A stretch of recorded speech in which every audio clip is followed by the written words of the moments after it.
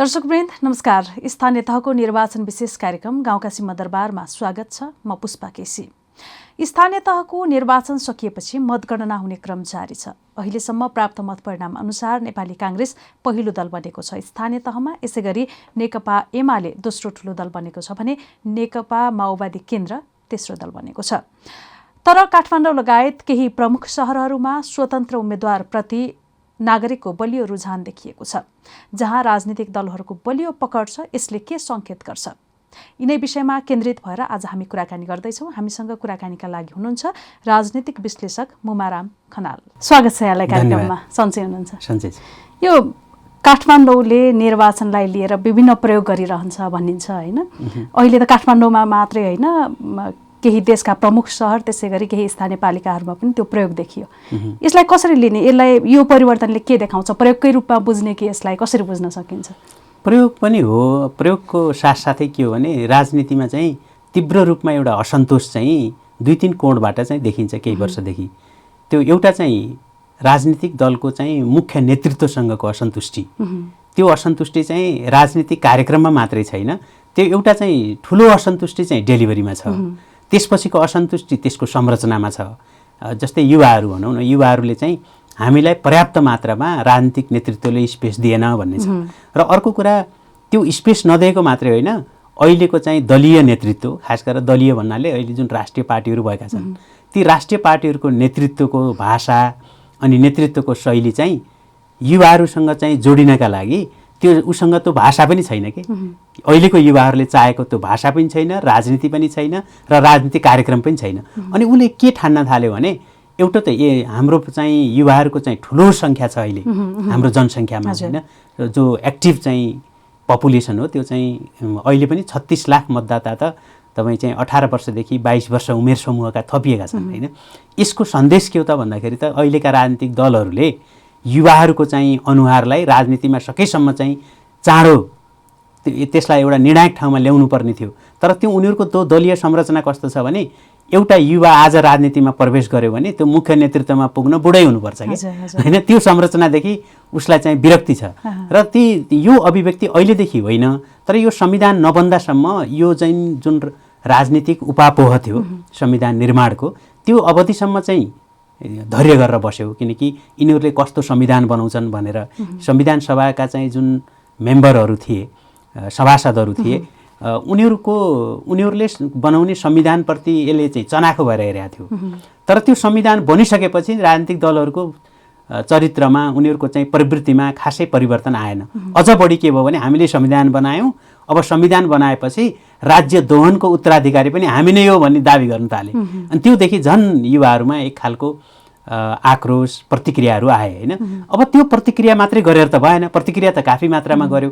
त्यो प्रतिक्रियालाई राजनीतिक चाहिँ बाटो दिनका लागि केही प्रयत्नहरू पनि भए, तर त्यसले पनि त्यो प्रतिक्रियालाई थाम्न सकेन।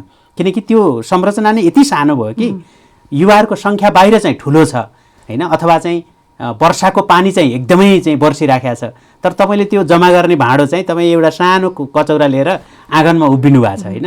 अनि त्यो वर्षाको पानीले त त्यो कचौरामा त हटाउन सकिन्न। त्यसमाले त्यो ठुलो सङ्ख्यालाई एउटा दलगत संरचनामा ल्याउने प्रयत्न चाहिँ भए, ती साना प्रयत्नहरूले त्यसलाई चाहिँ पूर्ण रूपमा सम्बोधन गर्न सकेनन्। त्यसमाले चाहिँ उनीहरूले चाहिँ आफै भन्नुहोस् न स्वतस्फूर्त ढङ्गमा यो अहिलेको राजनीतिक नेतृत्व, अहिलेको राजनीतिक कार्यक्रम र अहिलेको राजनीतिक संरचनामाथि उनीहरूले चाहिँ काफी मात्रामा दबाव सिर्जना गर्न खोजेको चाहिँ देखिन्छ। यो नागरिकको यो स्वतन्त्र उम्मेदवारप्रतिको रुझानले वैकल्पिक राजनीतिको औचित्य सकिएको हो कि जस्तो पनि एउटा खालको छ।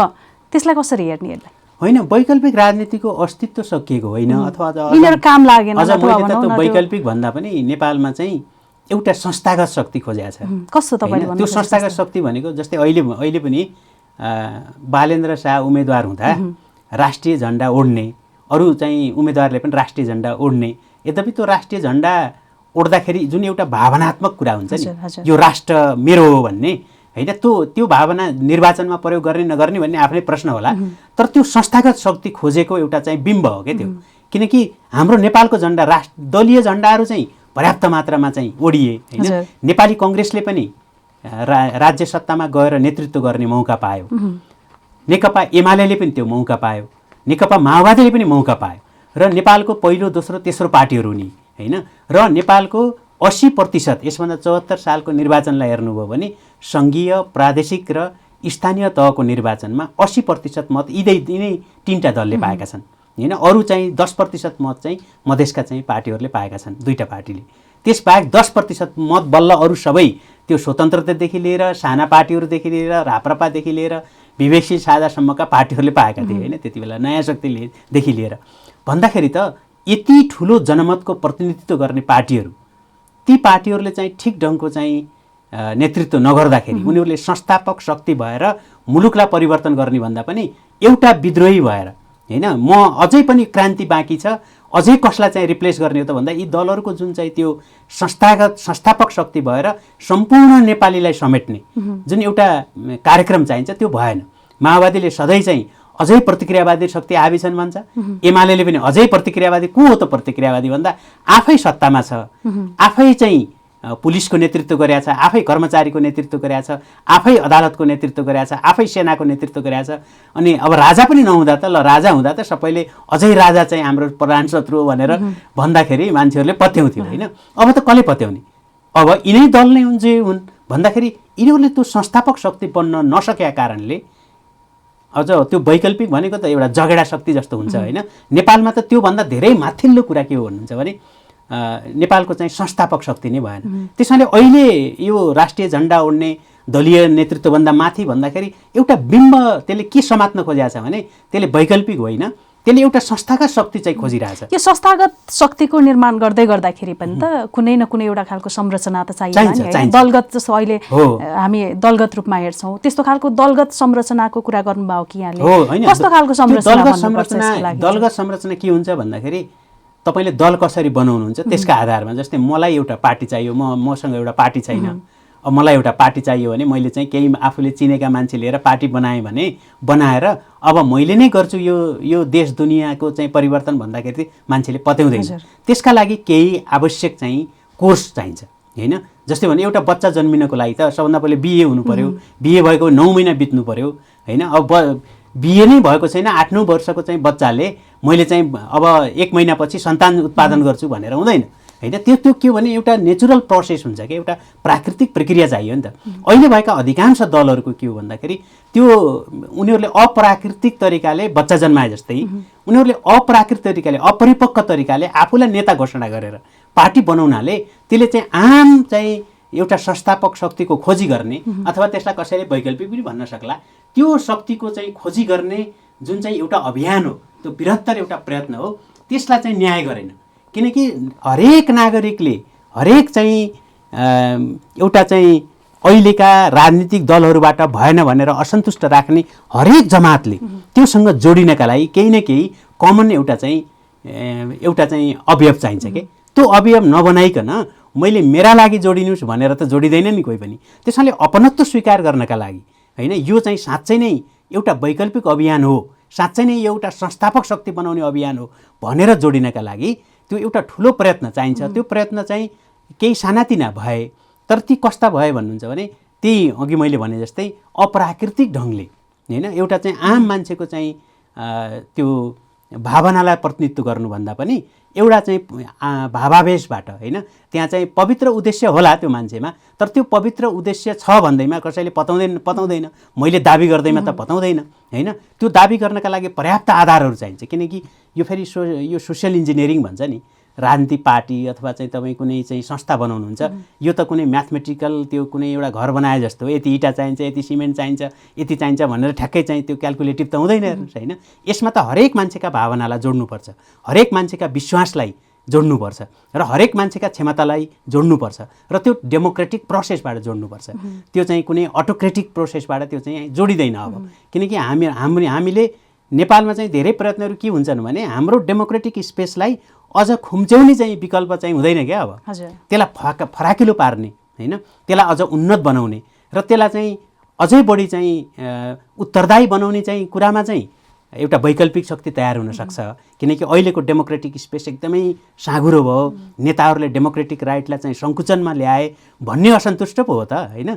अझ हाम्रो डेमोक्रेसीलाई चाहिँ अझ खुम्चाउँदै लगेर तिमी राजा जस्तै बनाऊ भन्ने त होइन नि त होइन। त्यस हुनाले हाम्रा चाहिँ प्रयासहरू पर्याप्त भएनन्। ती प्रयासहरूले चाहिँ आम चाहिँ नेपाली नागरिकले जुन असन्तुष्ट छ त्यसलाई चाहिँ नसकेपछि व्यक्तिगत रूपमा सानातिना प्रयत्नहरू पानीका फोका जस्तो कोही चाहिँ धनगढीबाट उठ्ने होइन, कोही चाहिँ धरानबाट, कोही चाहिँ काठमाडौँबाट, कोही कताबाट, यी प्रयत्नहरू आफैमा फेरि एउटा त्यस्तो शक्ति निर्माणका आधारहरू हुन्। हजुर, त्यही त यो 74को निर्वाचनमा हेर्दाखेरि त्यो एउटा खालको भनौँ न वैकल्पिक राजनीतिको चर्चा भनौँ काठमाडौँमा मात्रै सीमित थियो होइन। यो 5 वर्षको अवधिमा यति धेरै फैलियो कि पूर्वदेखि पश्चिम र यो काठमाडौँसम्मै पनि यसमा रुझान निकै देखियो नागरिकको।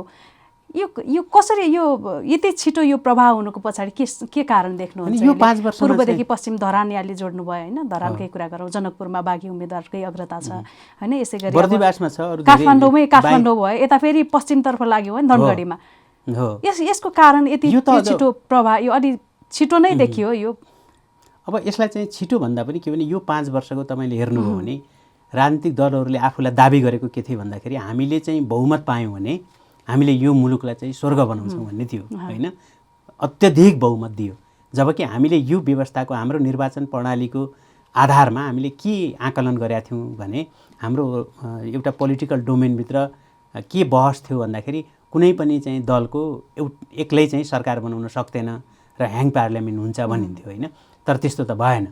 6वटा चाहिँ प्रादेशिक सरकार पनि एउटै दलका, बरु त्यो सङ्घीयताको चाहिँ कार्यान्वयनलाई त्यसले चाहिँ एकल चाहिँ जुन पहिलेदेखि नै जुन राज्यको चाहिँ एकाधिकार थियो, केन्द्रीयताको चाहिँ एकाधिकार थियो, त्यस्तै नै देखियो बरु होइन।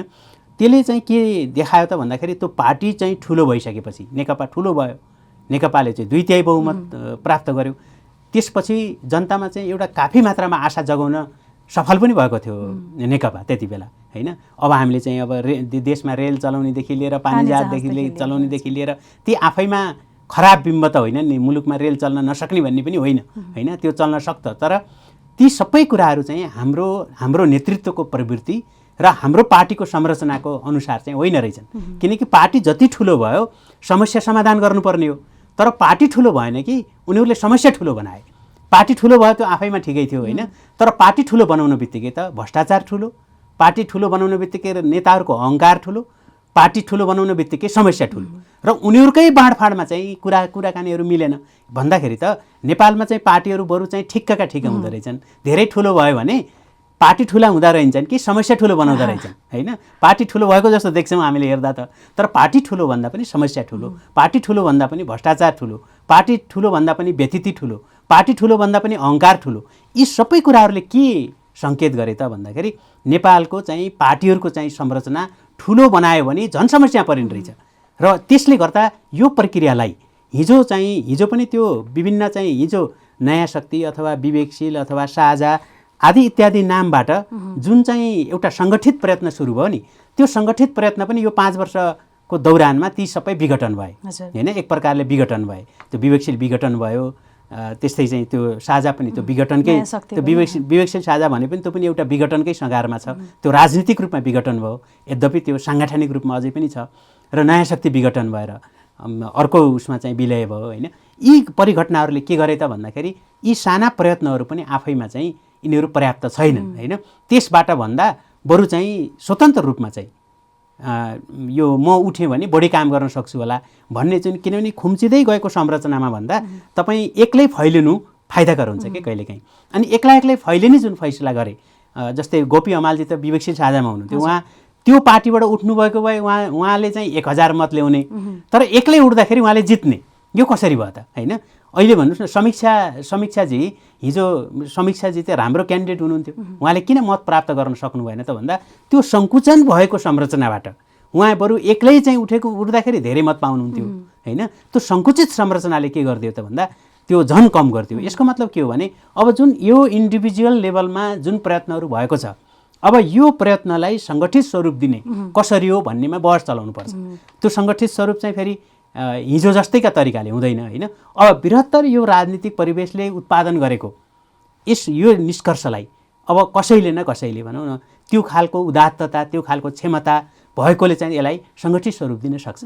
तर यहाँनिर फेरि राजनीतिक दलप्रति नागरिकको एउटा असन्तुष्टि आक्रोशको रूपमा पनि यसलाई बुझ्न सकिन्छ अहिलेको यो परिणामलाई। तर फेरि यी जो स्वतन्त्र उम्मेदवारी दिएर अहिले जितिसक्नु भएको छ केही स्थानमा, कोही जित्दै हुनुहुन्छ, फेरि उहाँहरू यसरी सङ्गठित रूपमा लाग्दाखेरि त फेरि नागरिकको विश्वास फेरि कम हुने हो कि होइन? त्यो त दुईटै सम्भावना हुन्छ, किनभने उहाँहरूले एक्लै कस्तो काम गर्नुहुन्छ भन्ने मान्छेलाई थाहा छैन। उहाँहरू पनि पहिलोपटक देखिँदै हुनुहुन्छ, उहाँहरू कुनै टेस्टेड मान्छेहरू होइन होइन, यसभन्दा अगाडि नै धेरै ठुलो काम गरेर अनि धेरै चाहिँ नाम भएका मान्छेहरू पनि होइन होइन। अहिले भर्खरै उहाँहरूको त अब सुरु भयो। त्यो मैले भन्न खोजेको ती पात्रलाई मैले भने होइन, ती पात्र पनि हुन सक्ला, तर यसले आम रूपमा दिएको एउटा सन्देश के हो भन्दाखेरि एउटा त्यस्तो सङ्गठित समूहको, किनभने राजनीतिक दल नभइकन त दलीय व्यवस्थामा त राजनीतिक दल त चाहियो होइन। यदि होइन यो अहिले चाहिँ जुन चाहिँ मेयरको अथवा चाहिँ गाउँपालिकाको अध्यक्षको अथवा चाहिँ उपाध्यक्षको, उपमेयरको अथवा वडाध्यक्षको कुरा गर्नुहुन्छ भने यो नितान्त एउटा व्यवस्थापकीय पद हो होइन। राजनीति त राजनीति पनि हो, व्यवस्थापनमा पनि राजनीति हुन्छ र राजनीतिमा पनि व्यवस्थापन हुन्छ, यी दुइटै चाहिँ परिपूरक चाहिँ कुराहरू हुन्। तर मूलतः त्यसको चाहिँ सेवा प्रवाह र व्यवस्थापकीय क्षमतासँग त्यसले अर्थ राख्छ। त्यसमाले माथिल्ला नीति निर्माणहरू त्यसले गर्दैन। जस्तै प्रदेशका सांसदहरूले नीति निर्माणको काम महत्त्वपूर्ण हुन्छ उनीहरूको लागि, र सङ्घीय चाहिँ सांसदहरूले खास गरेर सङ्घीय कानुनहरू बनाउँछन् होइन, उनीहरूको मूल काम त्यो हो। र त्यसबाहेक चाहिँ सरकारमा सहभागी हुन्छन् अहिले हाम्रो व्यवस्था गरे अनुसार। तर सांसदहरूलाई सरकारमा चाहिँ सिधै सहभागी गराउँदा त्यसले ल्याएका विकृतिहरूको छुट्टै कथा छ, हामी फेरि कुनै दिन चर्चा गरौँला। तर यो स्थानीय निकाय मार्फत जुन सेवा प्रवाह गर्ने लालसा चाहिँ युवाहरूमा आएको छ, यो चाहिँ कतै त्यो राजनीतिक लालसामा पनि त्यसले अभिव्यक्ति देला। तर नितान्त सबैको चाहिँ के देखिन्छ भन्दाखेरि मैले चाहिँ राम्रो सेवा गर्न सक्छु, त्यो सेवा गरेर उहाँहरू सफल हुनुभयो भने भोलि चाहिँ प्रदेशमा अथवा सङ्घीय तहमा पनि उहाँहरूलाई चाहिँ म नीति निर्माणमा पनि अब भूमिका खेल्छु भन्दाखेरि चाहिँ राजनीति चाहिने हो होइन। त्यसपछि चाहिँ के हो भने दल चाहिने हो, किनभने त्यो दलीय हस्तक्षेप गर्नको लागि चाहिँ देशैभरि चाहिँ पार्टीको मान्छे नभइकन तपाईँ चाहिँ त्यो दल चाहिँ राष्ट्रिय पार्टी नभइकन प्रतिनिधि सभामा चाहिँ तपाईँ उपस्थित हुन गाह्रो हुन्छ होइन। एक्लै चाहिँ तपाईँ त्यहाँ प्रतिनिधित्व गरेर पनि त्यसको कुनै अर्थ हुँदैन। त्यस हुनाले पनि यदि यो चाहिँ स्थानीय तहको अहिलेको चाहिँ जितलाई यदि नीति निर्माणको चाहिँ तहसम्म पनि म जान्छु, मैले चाहिँ डेलिभरीमा मात्रै मेरो रुचि होइन भन्ने चाहिँ त्यहाँ पनि पुग्लान्। त्यहाँ पुग्नका लागि फेरि एउटा दलीय संरचनाको अवधारणा चाहिन्छ होइन। त्यसका लागि अहिले नै दल बनाउनुहोस् भन्ने होइन, एउटा लुज फोरम मार्फत पनि जान सकिन्छ। 5-10 वर्ष त्यसरी प्र्याक्टिस गरेका उदाहरणहरू पनि छन् होइन संसारमा। त्यसमाले अहिले नै दल बनाउने भन्ने होइन। तर अब यस्तोमा के हुन्छ भन्दाखेरि कुनै मान्छेले एउटा कुरामा सफलता हासिल गर्यो भने मेरो नेतृत्वमा नै दल बन्नुपर्छ भन्ने आग्रह राख्छ, अनि त्यसपछि त्यो दल ठुलो हुन्न के। किनभने लोकतन्त्रमा अहिले हाम्रा राजनीतिक दलहरूको यो चाहिँ जुन डेलिभरी गर्न पनि नसक्ने अनि खिँदै पनि जाने होइन, जिम्लिँदै जाने पार्टीहरू किन भएको भन्दाखेरि उनीहरू चाहिँ नेतृत्व हस्तान्तरणमा रुचि राख्दैनन् होइन, विकल्पमा रुचि राख्दैनन्। त्यस कारणले हामीले पनि त्यही आग्रह गर्न थाल्यौँ भने, जसले नयाँ भनेर भन्छ उसले पनि त्यही आग्रह गरेको हुनाले मैले अघि पनि भने मलाई पार्टी चाहियो अनि मैले एउटा पार्टी खोलेँ अनि म नै अध्यक्ष हुने, म नमरुन्जेल अब म अध्यक्ष हुने भन्यो भने कोही पनि त्यो पार्टीमा लाग्दैन होइन। त्यसैले हामीले त त्यस्ता पार्टीहरू कस्तो हुनुपर्छ भन्दाखेरि त्यो फ्रेस भइरहनुपर्छ कि। जति बेला नि आज एउटा नेतृत्व छ, भोलि अर्को आउँछ, पर्सि अर्को आउँछ, र त्यो एउटा डेमोक्रेटिक प्रोसेसबाट त्यो कुरा एकदमै पारदर्शी ढङ्गले पार्टी चल्नु पऱ्यो नि त होइन। थाहै नभइकन एकजना मान्छेको चाहिँ तजबिजबाट पार्टी चल्छ भनेर अहिले चाहिँ धेरै मान्छेहरू रुचि राख्दैन। त्यो एउटा सबै मान्छेहरू पार्टिसिपेट हुने र सबैले त्यो पार्टीलाई चाहिँ अनरसिप लिने र सबै चाहिँ नीति निर्माणमा सहभागी हुने त्यस्तो प्रकारको पार्टीको आवश्यकता हो होइन।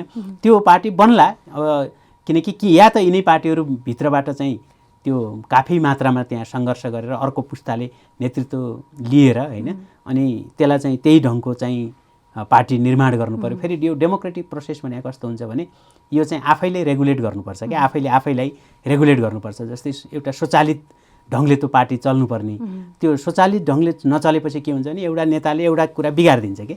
जस्तै भन्नुहोस् न, यो लाइट गयो भने यहाँ चाहिँ लाइट जाने बित्तिकै इन्भर्टर जलिहाल्छ नि त, नत्र त तपाईँ हाम्रो यो संवाद चाहिँ रोकिन्छ होइन। त्यस्तै त्यो स्वचालित हुन्छ कि। एउटा नेता अलिकति बिग्रियो भने 5 वर्षपछि अर्को आइहाल्नु पर्ने, तर त्यो नेताले के गरिदिन्छ भने त्यो आउने बाटो सबै बन्द गरेर आफू बढ्छ।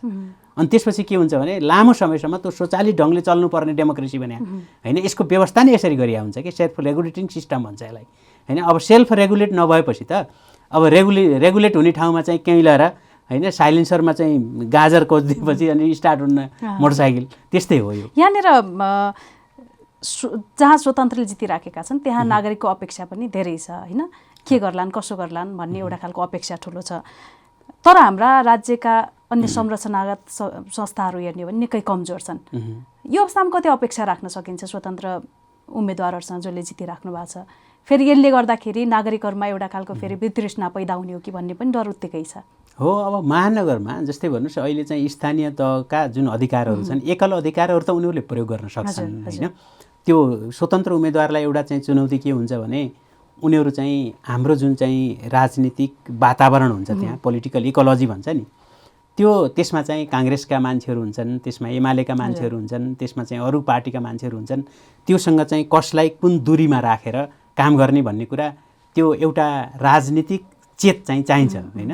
त्यो राजनीतिक चेत भनेको ऊ आफै राजनीतिक पार्टीको हुनु पर्दैन, पार्टीको नभए पनि राजनीति गर्दा त फेरि राजनीतिक नलेज त चाहियो नि त होइन, पार्टीको नभए पनि चाहियो राजनीतिक नलेज। तपाईँले चाहिँ राजनीतिक पार्टीको प्रवृत्तिलाई बुझेर र त्यो पात्रको प्रवृत्तिलाई पनि बुझेर, सबै पार्टीका मान्छे उस्तै त हुँदैन नि, कोही खराब पार्टी हुन्छ मान्छे राम्रा हुन्छन्, कोही राम्रो पार्टी हुन्छ खराब मान्छे पनि हुन्छन् होइन। त्यसलाई त्यो इकोलोजीमा आफूलाई चाहिँ एकदमै फ्लेक्सिबल के भन्ने त्यसलाई अलिक उदार भएर होइन काम गर्न सक्ने मान्छेले चाहिँ काम गर्न पनि सक्छ। तर साथसाथै के हो भने जस्तै भन्नुहोस् न, यो काठमाडौँ महानगरपालिका बालेनजीले जित्नुभयो, बालेन्द्र शाहले जित्नुभयो होइन, ल करिब जित्ने जस्तो देखिन्छ, जित्नु होला। जितिसकेपछि यसका चाहिँ जुन स्थानीय तहका एकल अधिकार सँगसँगै यो त राजधानी पनि हो, यो राजधानीसँग जोडिँदाखेरि यसका चाहिँ प्रादेशिक अधिकारहरूसँग धेरै कुराहरू, नीति निर्माणका कुरादेखि लिएर विकास निर्माणका कुराहरूसँग एउटा समन्वय चाहिन्छ होइन। साथसाथै त्यो मात्रै होइन, त्यसभन्दा माथिल्लो सङ्घीय तहसँग पनि समन्वय चाहिन्छ। त्यो समन्वयमा के कस्ता चाहिँ व्यवधानहरू र के कस्ता सुविधाहरू प्राप्त हुन्छन् भन्ने कुरामा आफैमा ती कुराहरू के हुन्छ भने एउटा पात्रको भूमिकाले पनि धेरै हदसम्म प्रभाव पार्छ होइन। उहाँको प्रभावकारिता कस्तो छ, उहाँको पर्फर्मेन्स कस्तो छ, उहाँले कहाँ कहाँ चलाउनुहुन्छ होइन, इन्स्ट्रुमेन्टलाई कसरी चलाउनुहुन्छ। अनि एउटै बाँसुरी हो जसले राम्रोसँग फुकेर चाहिँ राम्रोसँग चाहिँ त्यो पालहरूमा चाहिँ गऱ्यो भने श्रीकृष्णले जस्तो बजाउँछ होइन। अब चाहिँ त्यसैलाई चाहिँ हामीले फुक्दाखेरि त आवाज आउँदैन।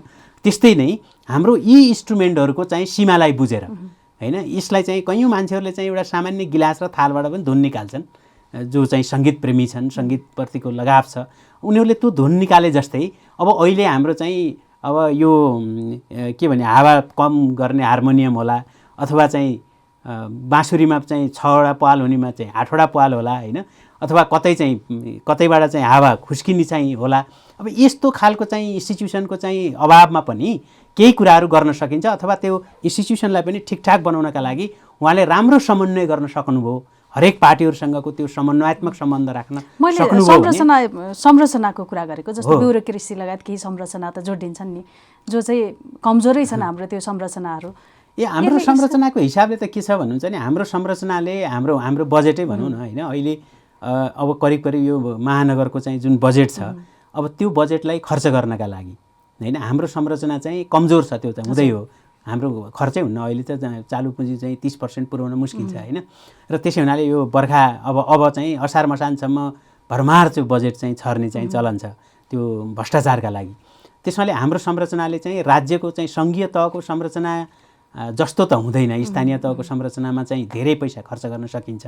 हाम्रो यो अहिलेको चाहिँ संरचनाले त्यो नभ्याउने छैन होइन, र त्यो राख्न पनि सकिन्छ, त्यो संरचना धेरै थप्न सकिन्छ स्थानीय तहको। अब त्यसमा चाहिँ जुन मैले अघि भने त्यो साझेदारीका जुन अधिकारहरू छन् त्यसमा एक्सर्साइज गर्नका लागि त उहाँलाई चाहिँ अब त्यो सङ्घीय तह अरू संरचनाहरूसँग पनि उहाँ चाहिँ ठोकिनुपर्छ, जहाँ चाहिँ त्यसको संरचना चाहिँ एकदमै विक छ होइन, त्यसले चाहिँ अहिले पनि हाम्रो काम त धान्न सकेका छैन, त्यहाँनिर चाहिँ समस्याहरू छन्। तर स्थानीय तहको संरचना र स्थानीय तहको बजेटलाई राम्रोसँग उहाँले चाहिँ अभ्यास गरेर कसैले जसले जित्छ त्यसले चलाउन नसक्ने भन्ने छैन। यहाँनिर अघि सुरुमा नि जोड्नुभयो दलीय संरचनाको कुरा, चाहिँ राजनीतिक दलहरूको यो दलीय संरचना भएन भनेर। यो जुन तल्लो गाउँ स्तरसम्मै राजनीतिक पार्टीहरूको दलीय संरचना छ, यसलाई पनि अहिलेको यो निर्वाचनले झापड दिएको हो, जहाँ चाहिँ दबदबा छ, उनीहरूकै दबदबा छ होइन, नागरिकका कुरा सुनिएको छैन, दलीयकरण भएको छ हरेक क्षेत्रमा। यसलाई पनि एउटा नागरिकले दिएको झापडको रूपमा पनि बुझ्न सकिन्छ भन्ने यो संरचनालाई चाहिँ कसरी सुधार गर्न सकिन्छ, दलहरूले कसरी सुधार गर्ने? जस्तै एउटा सचेतना भनौँ होइन, सचेतना चाहिँ दिएका छन्, झापडैसम्म पुगेको छैन यो। किनकि अहिले पनि तपाईँ हेर्नुभयो भने यिनै दलहरू नै पहिलो दोस्रो तेस्रो होइन, यसभन्दा अगाडि जुन खालको यिनीहरूको मत थियो त्यो मतमा चाहिँ थोरै गणितीय सङ्ख्यामा हेर्ने हो भने नेकपा एमाले दोस्रो र काङ्ग्रेस पहिलो भएको छ। माओवादीको इन्ट्याक्ट नै छ, पहिला जस्तो थियो त्यस्तै नै छ, अलिकति गणितीय रूपमा चाहिँ सङ्ख्या बढाएको छ। तर यिनीहरूको पपुलर भोटमा हेर्नुभयो भने एमालेबाट चोइटिएको चाहिँ जुन नेकपा समाजवादी हो त्यही मत बाहेक आफ्नो मत चाहिँ इन्ट्याक्ट राखेको छ एमालेले पनि। तर गणितीय हिसाबले चाहिँ अलि थोरै भयो। त्यो थोरै किन भएको भने तपाईँ यसभन्दा अघिल्लो निर्वाचनमा हेर्नुभयो भने त्यो 5% 5 भोटदेखि लिएर 100 भोटदेखि लिएर 1000सम्म भोटबाट हारजित हुने धेरै उम्मेदवारहरू छन् होइन। 50भन्दा कमबाटै 83 जनाको हारजित भएको छ। भनेपछि त तपाईँ चाहिँ 1000को मतलाई त एमालेबाट चोइटिएको चाहिँ समूह र गठबन्धन बन्न बित्तिकै त्यो एक भोटदेखि लिएर 1000 भोटसम्मको अन्तरले पनि धेरै उम्मेदवारहरूले जित्ने र हार्ने चाहिँ भयो होइन। त्यसका आधारमा चाहिँ पपुलर भोटलाई एक ठाउँ राखेर तपाईँ जितेको भोट मात्रै हेर्नुभयो भने चाहिँ त्यहाँ एमालेको सङ्ख्या घट्न गयो। माओवादीको अलिकति बढ्यो, त्यस्तै चाहिँ कङ्ग्रेसको अलि धेरै बढ्यो होइन। त्यो स्वाभाविक हो, गठबन्धन हुँदाखेरि जति ठुलो पार्टी हुन्छ त्यति नै फाइदा हुन्छ उसलाई। र काङ्ग्रेसलाई पहिलो फाइदा भयो, माओवादीलाई दोस्रो फाइदा भयो, तत्त्वअनुसार सानसाना पार्टीलाई थोरै थोरै फाइदा भयो होइन। फाइदा सबैलाई भयो र यसको घाटा चाहिँ थोरै घाटा सबै पार्टीको जोड्दाखेरि त त्यो चाहिँ 60-62% हुन्थ्यो यसभन्दा अगाडि होइन। काङ्ग्रेस अनि माओवादी र जसपा र यो समाजवादी चाहिँ जोड्दाखेरि तपाईँ त्यो समाजवादी त उतै एमालेतिर थियो होइन। त्यो समाजवादीको घटाएर अरूको जोड्दा त्यो 60-62 हुन्थ्यो। अहिले चाहिँ करिब चाहिँ अहिले पनि हेर्नुहुन्छ भने त्यही नै छ, त्यसमा धेरै चाहिँ अन्तर छैन। तर यता चाहिँ जितेको सङ्ख्या हेर्नुहुन्छ भने त्यो चाहिँ त्यही 60को हाराहारी नै जितेको सङ्ख्या थियो। तर अहिले त्यो जितेको सङ्ख्या हेर्नुहुन्छ भने तपाईँ 72%तिर पुग्यो होइन, अरू पार्टीहरूको जोड्दा, गठबन्धनको जोड्दा। यसको मतलब चाहिँ यो निर्वाचनले त्यति ठुलो अन्तर ल्याएन। यसको मतलब झापड भन्दा पनि सचेत के गरायो भन्दाखेरि तिमीहरू चाहिँ सुध्र होइन, तिमीहरूले चाहिँ आफूलाई आफ्नो संरचनालाई मात्रै होइन आफ्नो नेतृत्वलाई, अझ यिनीहरूको संरचना पनि कस्तो छ भने दलले औपचारिक रूपमा तलदेखि माथिसम्मको निर्वाचन चाहिँ गर्छन्। तर त्यो निर्वाचन नितान्त अझ कम्युनिस्ट पार्टीहरूले त यी वामपन्थी पार्टीहरूले के गर्छन् भने पुरै निर्देशित तरिकाले गर्छन्। कङ्ग्रेसको अलिकति खुकुलो छ, उनीहरूको पनि यसभन्दा अगाडिभन्दा अहिले धेरै उनीहरूले चाहिँ यसमा सुधार गरेका छन् होइन। त्यो क्रियाशील सदस्यताको कुरा, त्यसपछि महाधिवेशन प्रतिनिधि छान्ने कुरा, यी सबै कुराहरूमा धेरै मात्रामा उनीहरूले चाहिँ निर्वाचनलाई चाहिँ अलि ओपन गरे। त्यसले गर्दाखेरि अलिकति युवा जमात चाहिँ त्यहाँ चाहिँ नेतृत्वमा आउन सक्ने सम्भावनाहरू एकदम बढी भयो। तर अब माओवादीको हेर्ने हो भने अध्यक्ष घोषणा गरेर महाधिवेशन सिद्धाइयो होइन, कहीँ पनि हो। त्यसपछि तलसम्म चाहिँ अब नेकपा एमालेको हेर्दाखेरि पनि तलसम्म एउटा प्रकारको निर्देशित होइन, फलानालाई चाहिँ अध्यक्ष बनाउनुपर्छ, यहाँ फलानालाई चाहिँ यो पदमा बनाउनुपर्छ भनेर त्यो तलदेखि माथिसम्म चाहिँ एउटा निर्देशनात्मक, त्यहाँ चाहिँ ओपन चाहिँ चुनाव नहुने होइन, सहमति भन्ने। त्यसले गर्दाखेरि त के भयो भने यिनीहरूको संरचनामा चाहिँ एउटा इनर्सिया, जडता आयो होइन। त्यो जडतालाई चाहिँ त्यहाँका कार्यकर्ताले चिर्न खोजेका छन्, तर नेतृत्वले त्यसलाई अपहरण गरेर राखेको छ। भन्दाखेरि उनीहरूको संरचनामा भन्दा पनि नेतृत्वको चाहिँ अधिनायकवादी चिन्तन शैलीमा समस्या छ दलहरूको बढी होइन।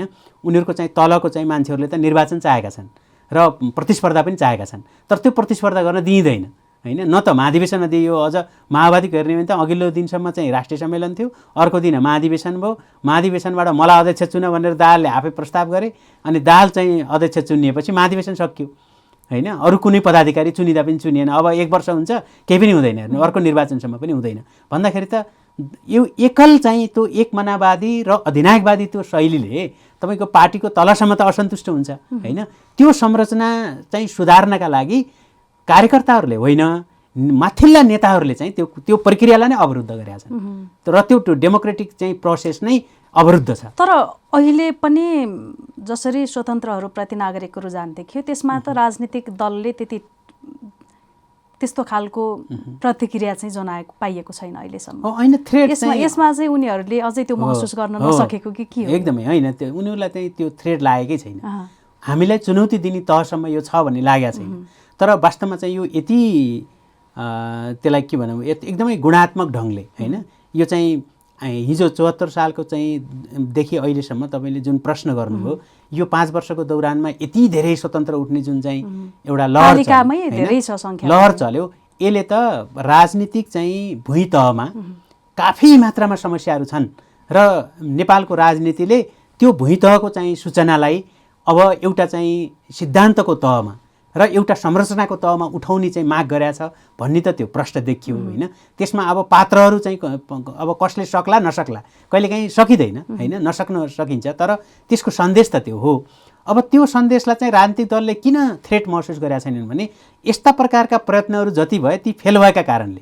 अर्को आए पनि हुने फेल नै हो, हामी नै हो, हामी बाहेक को छ होइन, तिमीहरू आएर एक दिन चुरीफुरी गर्छौ त्यसो सकिन्छ होइन भन्ने जुन छ।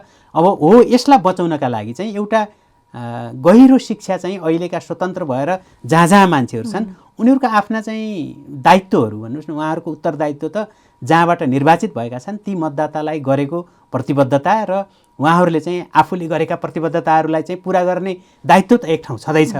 त्यसको साथसाथै अर्को दायित्व पनि के छ भन्दाखेरि उहाँहरूलाई डिसमिस गर्ने जुन चाहिँ जुन एउटा ठुलो प्रयत्न माथिबाट हुन्छ त्यसमा कसरी बाँच्ने त, उहाँहरूले त्यहाँ बाँच्नका लागि चाहिँ आफ्नो स्पेसलाई कहाँसम्म फैलाउने र कस्तो ढङ्गले फैलाउने भन्नेमा चाहिँ गम्भीरतापूर्वक फेरि चाहिँ विचार गर्न जरुरी छ। नत्र त्यो चाहिँ एकपटक एउटा आउँछ अर्को पटक अर्को आउँछ, त्यसले चाहिँ परिणाम चाहिँ दिँदैन।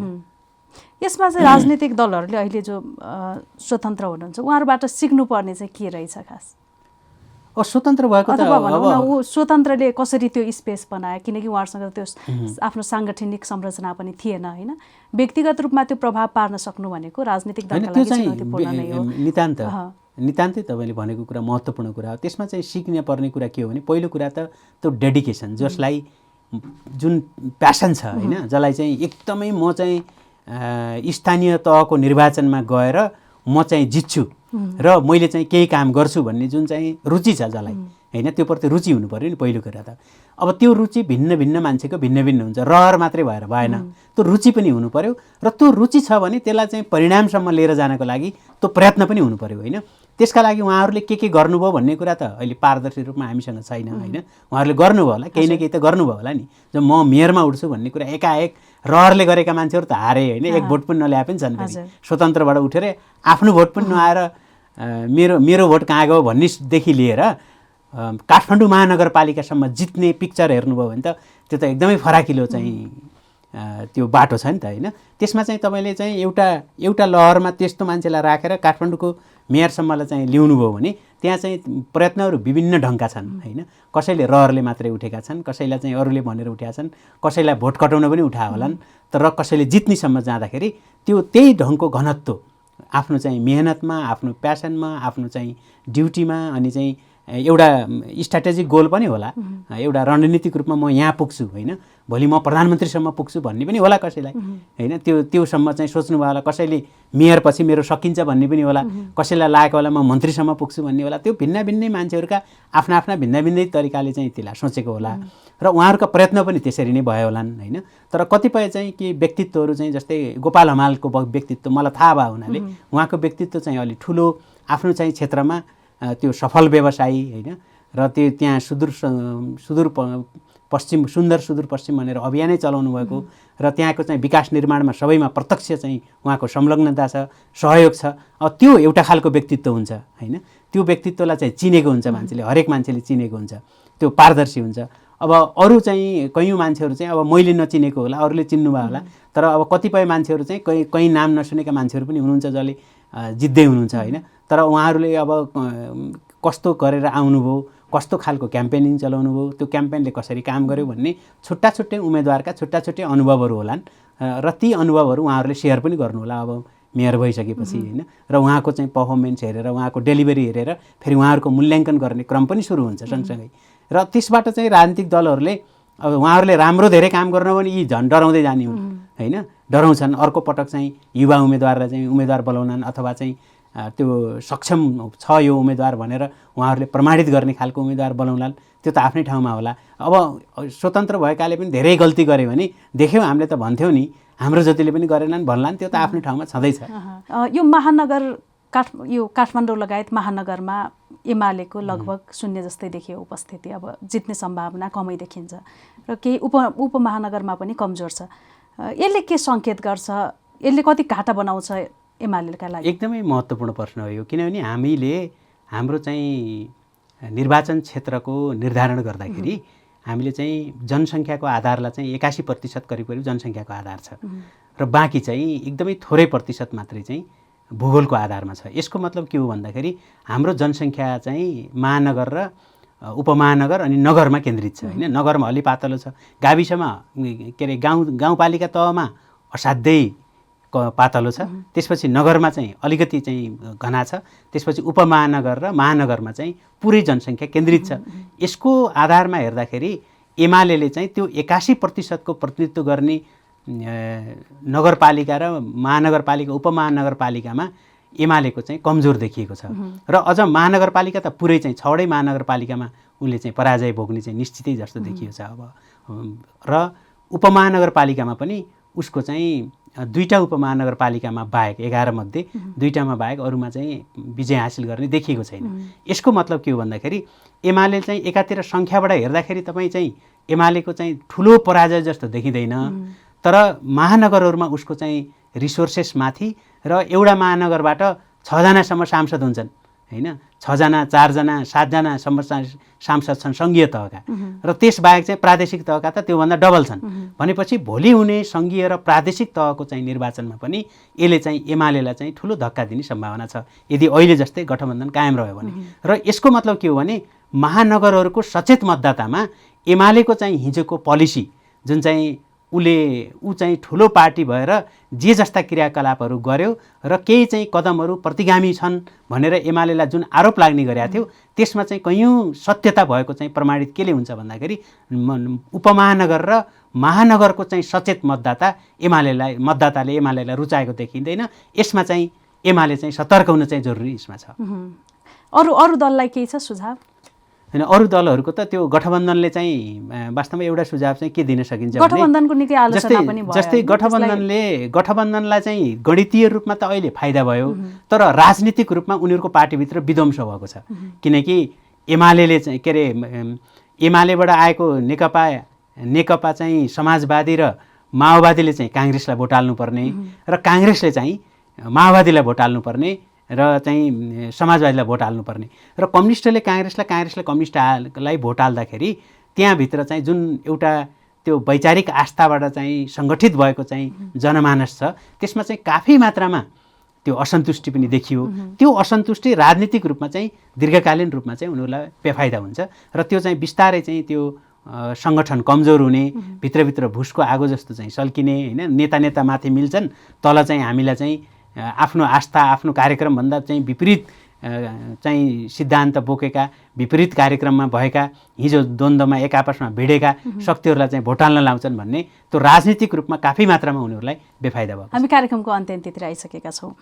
अन्त्यमा यो स्थानीय तह निर्वाचनले केही भाष्य पनि परिवर्तन गरेको देखिन्छ, जस्तो कि ठुलो आर्थिक चलखेल हुन्छ यो निर्वाचनमा भन्ने त ओपन सिक्रेट जस्तै हो होइन। तर यो स्वतन्त्र उम्मेदवार जो उठे उनीहरूले जसले जिते अथवा भनौँ न केहीले थोरै मतले पनि पराजित भए, उनीहरूले यो जुन पैसाको ठुलो चलखेल हुन्छ होइन, खर्च हुन्छ, यो चाहिँ त्यति देखिएन उनीहरूको होइन। जस्तो काठमाडौँमा बालेन शाहकै कुरा गर्ने हो भने पनि त्यो खालको धेरै पैसा खर्च भएको चमक धमक त्यस्तो खालको देखिएन। यो निर्वाचनले के कस्ता अन्य भाष्यहरू चाहिँ परिवर्तन गरेको देख्नुभयो यहाँले? हो होइन, जहिले पनि नयाँ जुन मान्छेहरू आउँछ नि, हिजो तपाईँ हेर्नुभयो भने 46 सालको परिवर्तनपछि कङ्ग्रेसका मान्छेहरूले पनि पैसा खर्च गर्न पर्दैन थियो। त्यतिखेर हो गाउँगाउँमै मेसहरू चल्थे, त्यहाँ गाउँलेहरूले नै खाना पकाउँथे। कम्युनिस्टहरूको पनि त्यही हो। पछि चाहिँ माओवादीले कहिले पनि थोरै पैसामा चाहिँ 64 सालमा चुनाव जित्यो र सबभन्दा ठुलो पार्टी भयो। तपाईँ यसलाई के गरेर बुझ्नुपर्छ भन्नुहुन्छ भने जुन नयाँ आउँछ, नयाँ चाहिँ राजनीति भाष्य बनाएर आउन खोज्छ होइन, त्यसलाई चाहिँ पहिला पैसा लाग्दैन। पैसा लाग्ने भने त के हो भने तपाईँलाई रुचाउन छोडिसक्छ नागरिकले, त्यसपछि पनि तपाईँ चाहिँ मलाई जिताओ भन्नको लागि पैसा चाहिने हो होइन। फ्रेस मान्छेलाई पैसा चाहिँदैन। त्यस हुनाले अहिले जति पनि फ्रेस अनुहार छन् उनीहरूलाई पैसा चाहिएको होइन, पैसा खर्च गरेका पनि होइनन्, उनीहरूले भ्रष्टाचार पनि गर्दैनन् होइन भन्ने चाहिँ भाष्यबाट आछन् नि त। भ्रष्टाचार नगर्नका लागि पैसा खर्च गर्न पनि परेन, भ्रष्टाचार गर्ने भ्रष्टाचार गरेर टिक्छु भनेर जो लामो समयदेखि चाहिँ त्यही पदमा रहन चाहन्छन् उनीहरूले पैसा खर्च गर्ने र उनीहरूले पैसा काफी मात्रामा खर्च गरेका छन्। जसलाई नागरिकले चाहन्नन् उनीहरूले पैसा खर्च गर्नुपर्छ, जसलाई नागरिकले चाहन्छन् त्यो त घरै बसे पनि चुनाव जित्छ नि। हुन्छ, समय र संवादका लागि धेरै धेरै हस्, धन्यवाद।